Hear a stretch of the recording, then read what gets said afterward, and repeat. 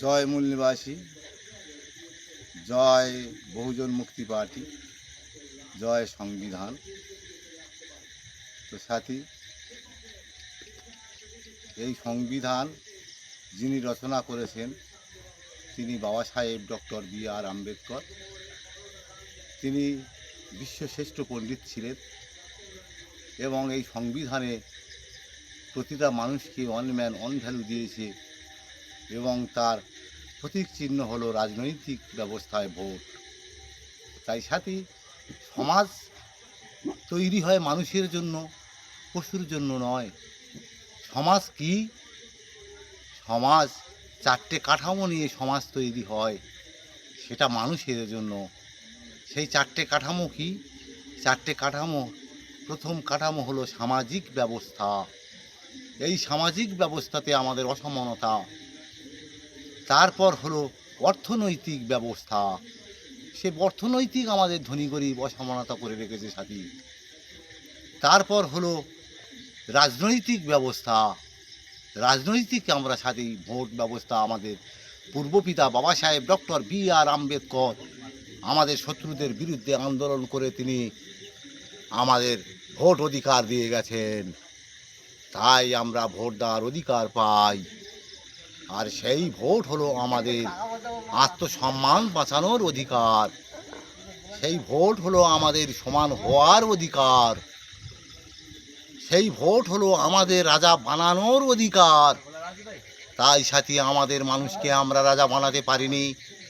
বাবা সাহেব যাদের বিরুদ্ধে আন্দোলন করেছিলেন তা আর্য বা ব্রাহ্মণ বিরোধী, ব্রাহ্মণবাদ, অসমানতা। বাবা সাহেবের বিচার ছিল সমানতা। তা মহাজ্ঞানী গৌতম বুদ্ধের বিচারধারা ছিল সমতা, স্বতন্ত্রতা, ন্যায় এবং মৈত্রিক। সেটা সাংবিধানিক বিচারধারা।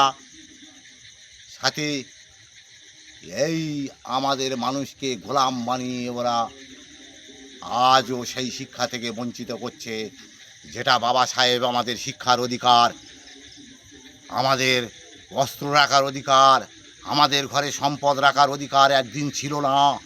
তার রাজতন্ত্র ব্যবস্থায় সাথী বাবা সাহেব, তিনি আইনমন্ত্রী ছিলেন। তিনি আমাদের রাজতন্ত্রকে খতম করে আমাদের গণতন্ত্র প্রতিষ্ঠা করেছিলেন। সেই দিনটার নাম হলো 1950 সালে 26শে জানুয়ারি। আর তাকেই বলা হয় প্রজাতন্ত্র দিবস। সেই প্রজাতন্ত্র দিবসেই হলো গণতন্ত্র সাথী। তাই গণতন্ত্রের সংজ্ঞা কি? রাজতন্ত্র খতম হয়ে গেছে। রাজতন্ত্র সংজ্ঞা কি আমি তা আপনাদের বুঝিয়ে দিতে চাই। রাজতন্ত্র হলো রাজা দণ্ডমুণ্ডের কর্তা, আর রাজার আইন মতো যা বলবে সেটাই হতো, মানুষকে মেনে নিতে হতো। রাজার আইন মতো রানীর পেটে থেকে বাচ্চা হলে সে পাগলা হোক যা হোক সে রাজা হবে। সেই রাজতন্ত্র খতম করে বাবা সাহেব গণতন্ত্র প্রতিষ্ঠা করেছিল। অর্থাৎ রাজতন্ত্রকে বিকেন্দ্রীকরণ করে জনগণ রাজা হয়েছিল সেদিন। আর সেই জনগণকে বাবা সাহেব বলেছিল, যাদের সংখ্যা ভারী তারাই করবে ভাগিদারি। আমাদের ভারতের SC ST OBC and minority সমাজের মানুষ আমরা সবাই একই রক্তের, একই জিন। আর বিদেশি আর্য ইউরেশিয়ান ব্রাহ্মণদের রক্তের জিন আলাদা সাথী। তা ডিএনএ রক্তের পরীক্ষায় আমাদের সব প্রমাণ আছে সাথে। তাই সাথী, আমি প্রতিটা মানুষকে জাগার জন্য ছোট্ট একটা ইউটিউব করলাম। জয় ভীম, জয় ভারত, জয় সংবিধান।